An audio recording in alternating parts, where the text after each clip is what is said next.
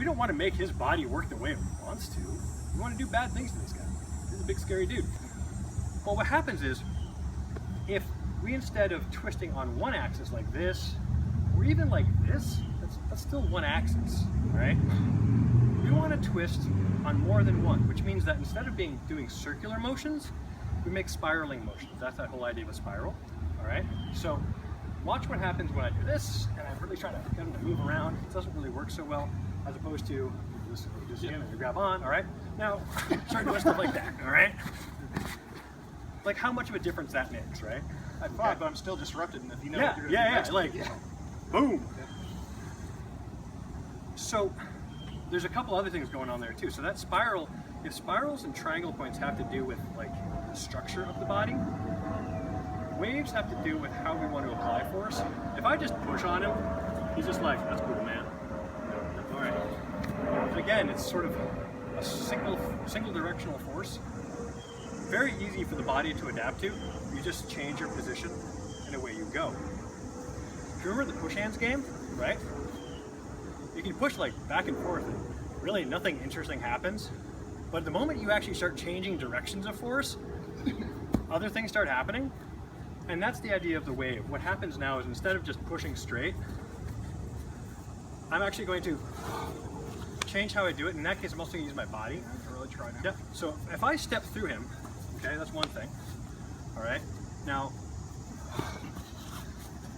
same sort of thing, slight difference in motion. All right. Disrupted. For those of you who have backgrounds in Eastern arts, especially if did anybody study Aikido? No. Okay. Kung Fu. Kung Fu. I'm not sure. Kung Fu. Kung Fu. I know. Flying brass. Okay. Kung Fu. All right. That's like equilibrium. Yeah. So Go for it. You happy citizen? In Aikido is probably the biggest place I think that this comes up, is the idea of like some of the force multiplication, and they sort of sometimes get, so depending upon the instructor and things, they get some short shrift for how they teach it. But Booster did this. What's that? They gather in the clans. Yeah. With the disrupted with the sword. Same kind of idea. Okay. Pulse, counter pulse. Oh yeah. So the idea here is you want to impart force in a way that's going to disrupt your opponent. You want to do it smartly. So what happens in our bodies is this idea of, and the reason why I'm spending so much time on this is these three concepts are probably three of the most useful things I'm going to teach. Again, it's difficult for the body to deal with because your body begins to deal with a force going one way, and then it's got a force going another way, and then it has another force going this way, and it takes a lot to deal with. And so what we really want to think about is never really just sort of pushing. You want to think about having directionality to how you push and using changing directions to get an effect. Because what happens is, especially the push hands example, by giving a little push, he starts pushing back, okay? And as I start that sort of lets me be like, oh, okay, now we're getting to that moment where, all right, he's starting to yield his body and giving me some control. So that's where you can actually get in the game where you kind of push hard enough and then you let go and they fall forward. That's actually another idea of the wave action, okay? How does this all come back to that throw we were doing?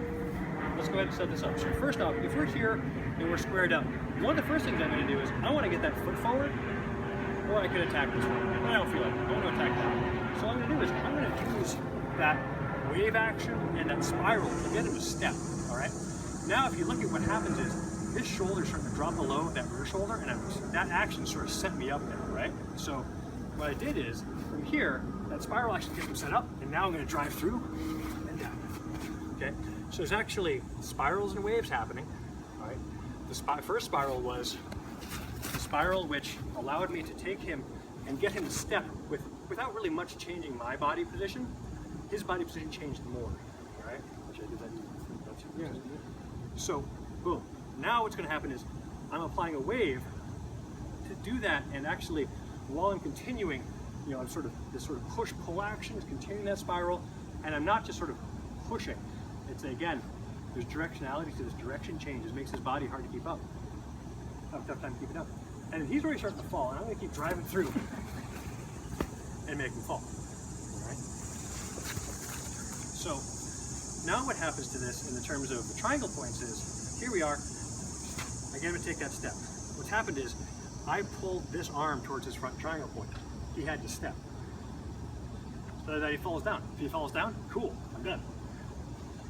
Now what I'm going to do is I'm going to keep pushing this shoulder to his rear triangle point, step through so he can't step anymore. This is where he falls down. Okay? So that's where the triangle points come in. Moving the center of mass so you can get them to fall. Okay? Useful stuff if you want to, in this case we use it for throws, and the triangle points really come in throws, but anytime you want to destabilize your opponent, they're useful to know. Right? So hopefully I got the mental juices going. Everything kind of remembering. I don't think we went over it in quite that much detail last time though, but there it is. Okay. Disrupt, disrupt, disrupt. Yep. All right. So